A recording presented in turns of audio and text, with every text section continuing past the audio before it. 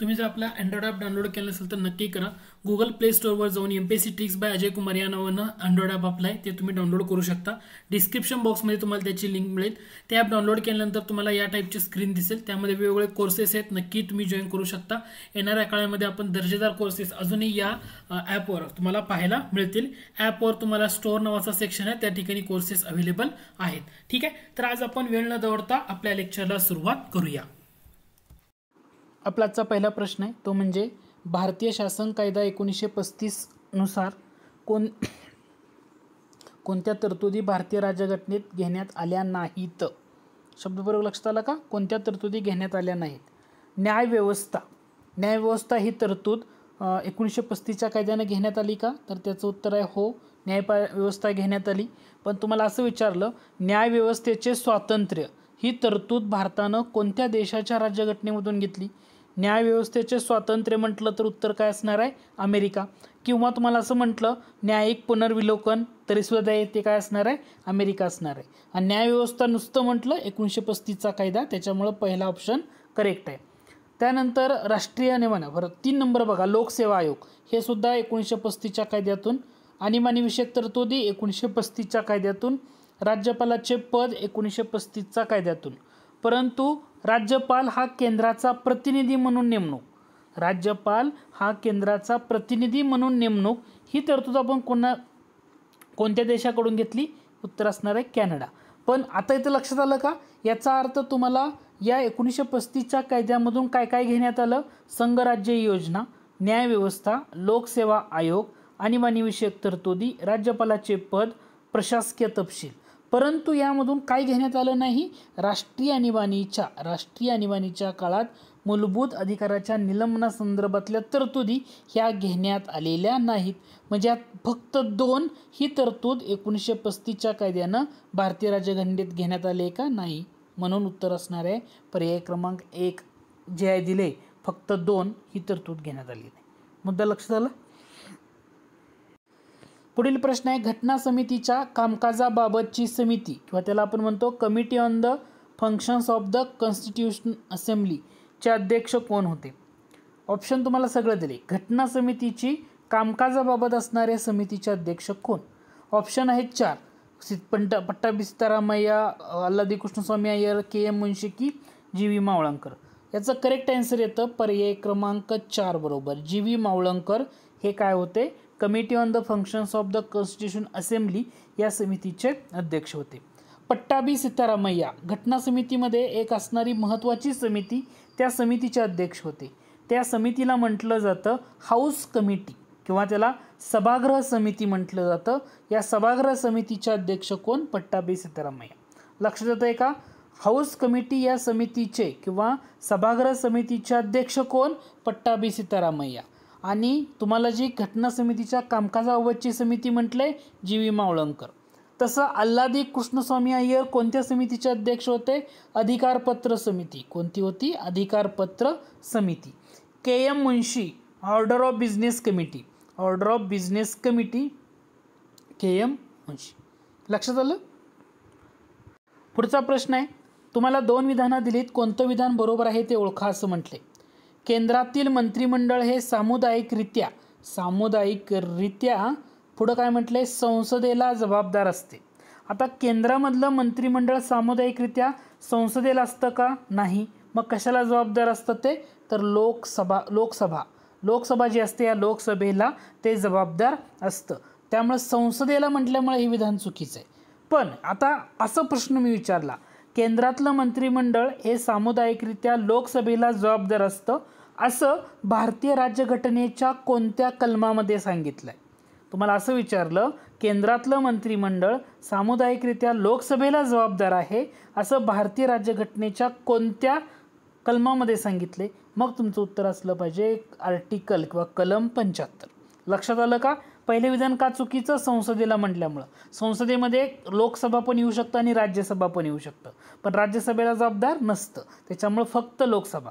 Okay, हे येतं तुम्हाला लक्षात घ्या. लोकसभा व राज्यसभा यांच्या सदस्य असलेल्या व्यक्ती केंद्रीय मंत्रिमंडळात मंत्री होण्यास पात्र असतात, हे विधान बरोबर आहे. म्हणून पर्याय क्रमांक 2 हे आपलं या ठिकाणी अचूक उत्तर आहे. पुढचा प्रश्न आहे, राज्य लोकसेवा आयोगाच्या अध्यक्षांची बडतर्फी कोण करू शकतो? राष्ट्रपती 2 ठिकाणी, राज्यपाल 2 ठिकाणी. आता राष्ट्रपती सर्वोच्च न्यायालयाच्या शिफारशीवरनं, राष्ट्रपती उच्च न्यायालयाच्या शिफारशीवरनं, राज्यपाल उच्च न्यायालयाच्या शिफारशीवरनं आणि संबंधित राज्याचा राज्यपाल आपण होऊन. पहिला गोष्ट, राज्य लोकसेवा आयोगाच्या अध्यक्षांची नेमणूक कोण करतं? राज्यपाल करतो. परंतु यांच्या बडतर्फीचा अधिकार कोणाला असतो? राष्ट्रपतींना असतो. मग राष्ट्रपती कोणाच्या शिफारशीने करतात? तर सर्वोच्च न्यायालयाच्या शिफारशीवर.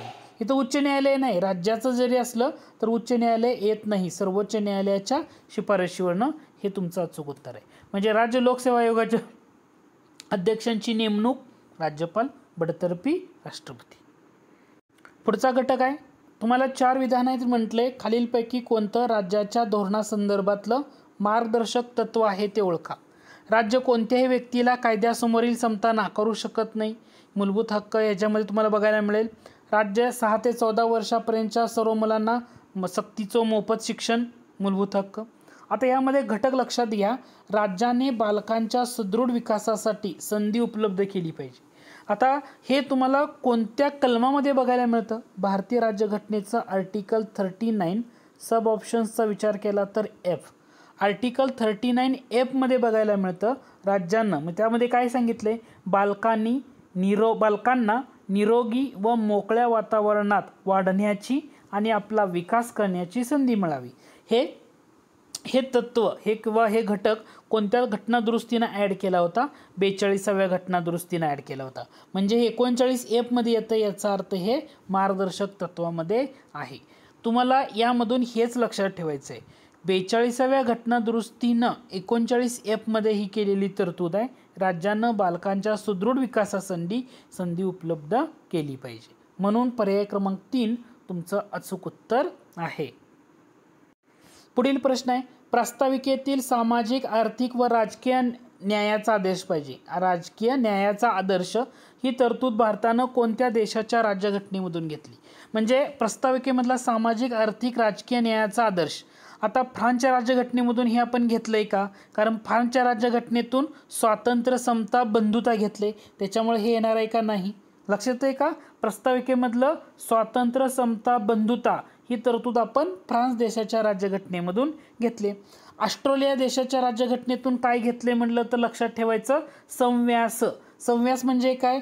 जर जी संसदेच्या दोन्ही सभागृहांची संयुक्त बैठकीची तरतूद असते ती ऑस्ट्रेलियाकडं घेतली. किंवा समवर्ती सूची, ज्या 7व्या अनुसूचीमध्ये असलेले घटक समवर्ती सूची, हे सुद्धा समवर्ती सूची ही संकल्पना किंवा ऑस्ट्रेलियाकडं घेतले. आणि व्यापार वाणिज्य स्वातंत्र्य ऑस्ट्रेलियाकडं घेतले. मग हे सामाजिक, आर्थिक, राजकीय न्याय ऑस्ट्रेलियाकडं घेतलंय का? नाही. जपानच्या राज्यघटनेमधून आपण कायद्याने प्रस्थापित पद्धत ही तरतूद घेतली, हे पण घेतलं नाही. याचा अर्थ रशियाच्या राज्यघटनेमधून, USSR राज्यघटना म्हणतो अगोदरचं, त्याच्यामधून आपण प्रस्ताविकेतील सामाजिक, आर्थिक, राजकीय न्यायाचा आदर्श ही तरतूद घेतली.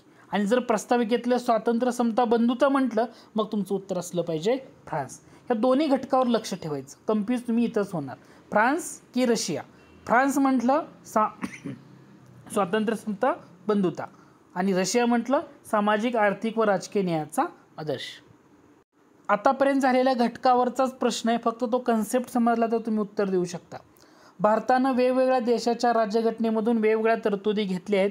खालीलपैकी कोणती जोडी अयोग्य आहे ते ओळखा. म्हणजे तुम्हाला दिलेल्या जोड्यामधून एक अयोग्य जोडी आहे ती ओळखा म्हटले. सर्वोच्च न्यायालयाचे सल्लागार अधिकार क्षेत्र कॅनडा देशाच्या राज्यघटनेतून घेतलं का? डेफिनेटली घेतलंय. उपराष्ट्रपती पद अमेरिका घेतलंय. एकच नागरिकत्व ब्रिटन घेतलंय. राज्यपालाचे पद, नुसतं तुम्हाला राज्यपालाचे पद म्हटलं 1935चा भारत सरकारचा कायदा असं येणार. आणि कॅनडा काय येणार तर राज्यपाल केंद्राचा प्रतिनिधी म्हणून नेमणूक. तुम्हाला राज्यपालाचं पद दिले आणि कॅनडा, ही जोडी चुकीची आहे. कारण राज्यपालाचं पद म्हटल्यानंतर काय पाहिजे होतं? 1935चा भारत सरकारचा कायदा. आणि जर राज्यपाल केंद्राचा प्रतिनिधी म्हणून नेमणूक ही तरतूद जर विचारलं तर आपण कॅनडा देशाच्या राज्यघटनेमधून घेतली आहे. याचा अर्थ फक्त 2 चुकीचं आहे. 2 चुकीचं आहे म्हणजे पर्याय क्रमांक 1 मध्ये 2 आहे, ते तुमचं करेक्ट आन्सर या ठिकाणी असणार आहे. पुढचा प्रश्न आहे, भारतीय संविधान हे भारतीय जनतेच्या इच्छेनुसार असेल असं कोणी म्हटलं? भारतीय संविधान भारतीय जनतेच्या इच्छेनुसार महात्मा गांधी. पुढील प्रश्न आहे, भारतीय संविधान सभेतील मूलभूत हक्कांच्या उपसमितीचे म्हणजे फंडामेंटल राईट्स सब कमिटीचे अध्यक्ष कोण? उपसमिती म्हटलं की जे.बी. कृपलानी. डोळे झाकून लक्षात ठेवायचं. पुढचा सिंपलचा प्रश्न आहे, संविधान सभेतील मूलभूत हक्क आणि अल्पसंख्याक समिती असं जेव्हा विचारलं जाईल, सरदार वल्लभभाई पटेल या समितीचे अध्यक्ष होते. तुमच्या बेसिक कन्सेप्टवरचा प्रश्न आहे, भारतीय राज्यघटनेत नागरिकांची खालीलपैकी कोणती मूलभूत कर्तव्य नेमून दिली? मूलभूत कर्तव्य म्हणजे त्याच्यामध्ये मतदानाचं येतं का? याचा अर्थ या ठिकाणी सी दिसतंय. सी मध्ये सार्वजनिक निवडणुकीमध्ये मतदान करणं येणार नाही. सी येणार नाही याचा अर्थ 2 नंबर ऑप्शन आणि 3 नंबर ऑप्शनमध्ये सी आहे, हे दोन्ही येणार नाहीत. याचा अर्थ ह्या दोन्हीमध्ये कॉमन काय आहे? बी कॉमन आहे. याचा अर्थ हे बी डेफिनेटली मूलभूत कर्तव्यामध्ये असणार आहे. ए आणि डी ऑप्शनमध्ये कॉमन काय आहे? ए आणि डी ऑप्शनमध्ये कॉमन फक्त बी आहे ना. याचा अर्थ व्यक्तिगत सामूहिक अशा प्रत्येक क्षेत्रात उच्चतम पातळी गाठणं मूलभूत कर्तव्य. शास्त्रीय वृत्ती विकसित करणं मूलभूत कर्तव्य. पण सामाजिक अन्यायापासून दुर्बल घटकाचं संरक्षण करणं हे मूलभूत कर्तव्याच्या यादीमध्ये येत नाही. त्याच्यामुळं फक्त बी आणि डी पर्याय क्रमांक 4 हे तुमचं अचूक उत्तर असलं पाहिजे. फक्त प्रश्न मी इलिमिनेट केला. इलिमिनेट म्हणजे ऑप्शनवरनं इलिमिनेट केला. मूलभूत कर्तव्यामध्ये मतदान करणं हे दिले का भारतीय राज्यघटनेच्या? नाही. त्यामुळे सी येणार नाही. सी येणार नाही तर बी आणि डी ऑप्शन, या ठिकाणी सी आहे, या ठिकाणी सी आहे, म्हणून बी आणि सी ऑप्शन इलिमिनेट झाला. राहिला कुठला? ए आणि डी ऑप्शन. दोन्हीमध्ये कॉमन काय आहे? बी, म्हणजे बी डेफिनेटली मूलभूत कर्तव्य आहे. आता राहिला मुद्दा एक, शास्त्रीय वृत्ती विकसित करणं मूलभूत कर्तव्याच्या यादीमध्ये बघायला मिळेल, परंतु सामाजिक अन्यायापासून दुर्बल घटकाचे संरक्षण ते मूलभूत कर्तव्यामध्ये नाही. पुढील प्रश्न आहे, आर्थिक व सामाजिक नियोजन. लक्षात घ्या, आर्थिक आणि सामाजिक नियोजन हा विषय कोणत्या सूचीमध्ये समाविष्ट करण्यात आला आहे? केंद्र सूची, राज्य सूची, समवर्ती सूची आणि यापैकी नाही. ओके, याचं उत्तर आहे समवर्ती सूची, कंकरंट लिस्ट. आपण समवर्ती सूचीची संकल्पना भारतानं कोणत्या देशाच्या राज्यघटनेमधून घेतली? आता आपण अगोदरच्या लेक्चरमध्ये सुरुवातीलाच पाहिले, ऑस्ट्रेलिया देशाच्या राज्यघटनेमधून आपण तरतूद घेतली आहे. कधी तुम्हाला असाही प्रश्न एकदा विचारून झाला MPSCचा. प्रश्न असा होता, भारतीय राज्यघटनेच्या सरनामा यामध्ये खालीलपैकी कशाचा प्रथम उल्लेख झालाय? सरनाम्यामध्ये पहिल्यांदा कोणता शब्द येतो? खाली दिलेल्या ऑप्शन्सपैकी स्वातंत्र्य, समता, बंधुता, न्याय. न्याय, स्वातंत्र्य, समता, बंधुता असं आहे ना. न्याय 1 नंबर येणार, 2 नंबर स्वातंत्र्य, मग समता आणि मग बंधुता. 1 नंबर म्हणजे न्याय. पर्याय क्रमांक 4 हे तुमचं अचूक उत्तर पाहिजे. याचा अर्थ असा प्रश्न MPSCने का विचारला की तुम्हाला तो सरनामा व्यवस्थितरित्या तुम्ही वाचलाय का, त्याच्यावर आधारित असे प्रश्न विचारले गेले आहेत. एकदा MPSCमध्ये असा प्रश्न विचारलाय, आतापर्यंत किती घटना दुरुस्त्याद्वारे घटनेमध्ये नवीन भाग समाविष्ट करण्यात आले? म्हणजे घटना दुरुस्ती करून घटनेमध्ये नवीन भाग ॲड करण्यात आले, असं किती? त्याचं अचूक उत्तर आहे 3. म्हणजे तुम्हाला पहिल्यांदा भाग 4A लक्षात आला पाहिजे, त्यानंतर भाग 9A लक्षात आला पाहिजे आणि त्यानंतर भाग 9B हा पण लक्षात आला पाहिजे. भाग 4A कोणत्या घटना दुरुस्तीनं, भाग 9A कोणत्या घटना दुरुस्तीनं आणि 9B कोणत्या घटना दुरुस्तीनं हे तुम्हाला सांगता आलं पाहिजे. आता 9A म्हणजे ही तुमची 74वी घटना दुरुस्तीनं ॲड करण्यात आला. 9B 97वी घटना दुरुस्ती सहकाराच्या संदर्भात होतं ना, त्यांना ॲड करण्यात आला.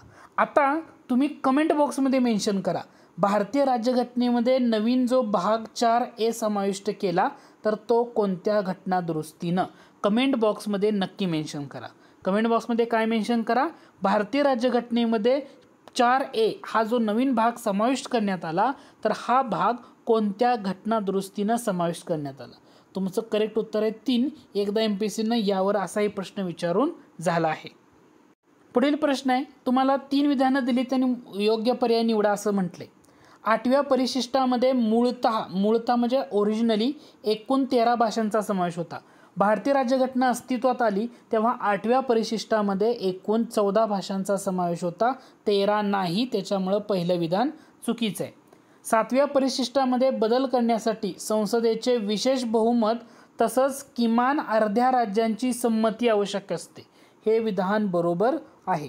5व्या परिशिष्टामध्ये बदल करायचा असेल किंवा 6व्या परिशिष्टामध्ये बदल करायचा असेल तर निम्म्या किंवा निम्म्या राज्यांचं अर्ध्या राज्यांचं संमतीची गरज नसते, परंतु सातव्या परिशिष्टामध्ये सूची आहेत ना, संघसूची, राज्यसूची, समवर्ती सूची, याच्यामध्ये जर बदल करायचा असेल तर निम्म्या राज्यांची संमती, म्हणजे संसदेचं बहुमत तर लागतेच विशेष, पण निम्म्या राज्यांची संमती गरजेची असते. त्यामुळं दुसरं विधान हे डेफिनेटली बरोबर आहे. 10वं परिशिष्ट 85व्या घटनादुरुस्तीनं समावेश करण्यात आले. आता 10वं परिशिष्ट फसवले कसं? 10वं परिशिष्ट कोणत्या घटनादुरुस्तीने केले? 52वी घटनादुरुस्ती. 52वी घटनादुरुस्ती. पण 52वी घटनादुरुस्ती किती सालाची आहे? 1985. म्हणून तुम्हाला म्हटले 85व्या घटनादुरुस्तीनं, हे सुद्धा चुकीचं आहे. म्हणजे फक्त दुसरं विधान बरोबर आहे, 1 आणि 3 चुकीचं असल्यामुळं पर्याय क्रमांक 2 हे तुमचं उत्तर आहे. म्हणजे 52वी घटनादुरुस्ती पक्षांतरबंदी कायदा, त्याचं इयर काय आहे? 1985. हे इथं लक्षात घ्या. म्हणून पर्याय क्रमांक 2 हे तुमचं अचूक उत्तर असणार आहे. पुढचा प्रश्न आहे, डॅश डॅश अन्वये उच्च न्यायालय न्यायाधीशांचे निवृत्तीचे वय 60 वरून 62 वर्षापर्यंत वाढवण्यात आले. MPSCला विचारून झालं आहे, तर याचं करेक्ट आन्सर लक्षात ठेवा, 15वी घटनादुरुस्ती कायदा 1963. उच्च न्यायालय न्यायाधीश निवृत्तीचं वय 60 वरून 62 म्हटलं तर काय लक्षात घेणार तुम्ही? 15वी घटनादुरुस्ती कायदा 1963. पुढचा प्रश्न आहे, सर्वोच्च न्यायालयाच्या सल्लादायी कार्यक्षेत्राचा उपयोग कोण करतात? आता सर्वोच्च न्यायालयाचं सल्लादायी कार्यक्षेत्र राष्ट्रपती, त्या संदर्भातला आर्टिकल 143. या ठिकाणी तुम्ही हा घटक सुद्धा लक्षात ठेवू शकता. पुढचा प्रश्न आहे, SR बोम्मई विरुद्ध केंद्र सरकार 1994 या खटल्यात सर्वोच्च न्यायालयाने कलम डॅश डॅशचा अर्थ लावला, म्हणजे कोणत्या आर्टिकलचा अर्थ लावला? दुसरा मुद्दा, हा जो खटला आहे हा जास्त फेमस कशा संदर्भात येतो? राष्ट्रपती राजवटीच्या संदर्भात. आणि राष्ट्रपती राजवट म्हणजे 352 राष्ट्रीय आणीबाणी, 360 आर्थिक आणीबाणी, 356 म्हणजे राष्ट्रपती राजवट आहे. याचा अर्थ पर्याय क्रमांक 2, म्हणजे त्याचा अर्थ लावलाच आला. मुख्यतः असा शब्दप्रयोग मी इथं वापरतोय. SR बोम्मई कर्नाटक राज्याचे होते, 11वे मुख्यमंत्री कर्नाटक राज्याचे होते. ठीक आहे, पण या खटल्यानं कशाचा अर्थ लावला? कलम 356 राष्ट्रपती राजवटी संदर्भातला खटला हा होता. पुढचा प्रश्न आहे, भारतातील सार्वत्रिक निवडणुकांमध्ये कोणत्या वर्षी मतदारांचं वय 21 वरून 18 वर्ष करण्यात आले? 21 वरून 18 वर्ष म्हटलं 89. आणि याच्या संदर्भातलं कोणती घटनादुरुस्ती होती का? तर ती कोणती? कमेंट बॉक्समध्ये मेन्शन करा की वयाचं जे चेंजेस केलं 21 वरून 18, कोणत्या घटनादुरुस्तीनं ते चेंजेस करण्यात आले, हे सुद्धा कमेंट बॉक्समध्ये नक्की मेन्शन करा.